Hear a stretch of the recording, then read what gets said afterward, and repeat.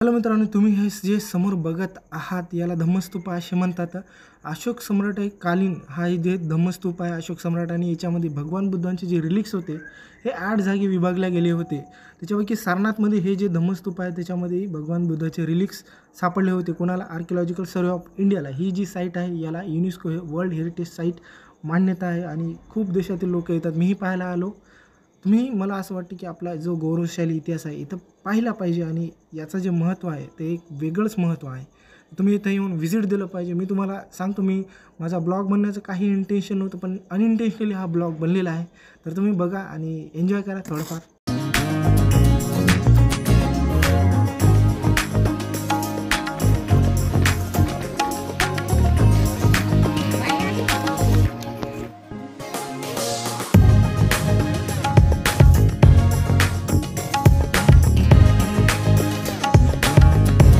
खिचडामध्ये गेले तर किती पाप घडल हे कोण विचार करू शकते? केवळ बोधिसत्व किती श्रद्धा असेल आहे की नाही, की एका बुद्धाचा पाय अगर त्या चिकडातून जायचा तर तो काय करतो, त्या चिकडावर जाऊन लोळतो आणि म्हणते माझ्या पाठीशी जा। तर विचार करा की त्याची श्रद्धा किती असेल। तर ते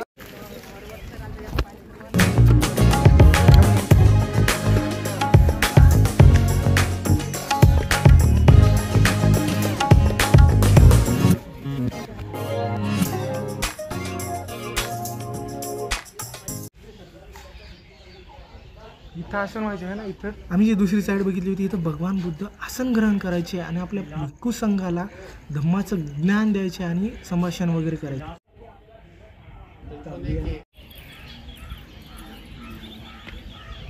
हे जे तुम्ही बघत आहे हे अशोक स्तंभ आहे जे की ओरिजिनलवाला आहे। याची जी हालत आहे थोडी बिकट आहे कारण आक्रमण करणाऱ्यांनी याच्यावर आक्रमण करून याचा तोडमोड केलं तरीही गव्हर्नमेंट ऑफ इंडियाने याला रिझर्व केलं।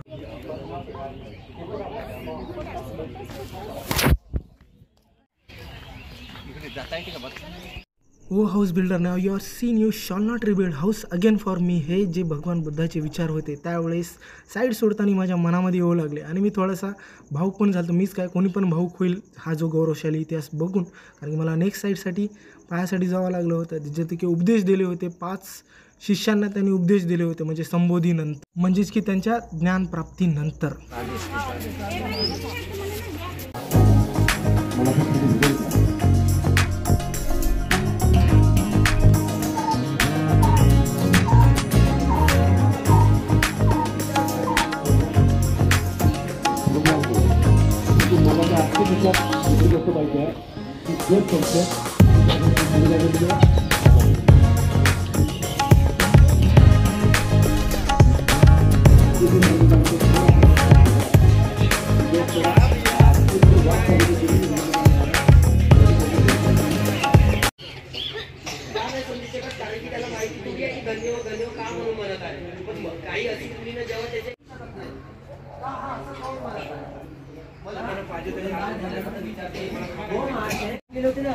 आपण म्हणतो ना वंदनेमध्ये एच बुद्धा अतिताचे एच काय बोला गवन फुकू थंड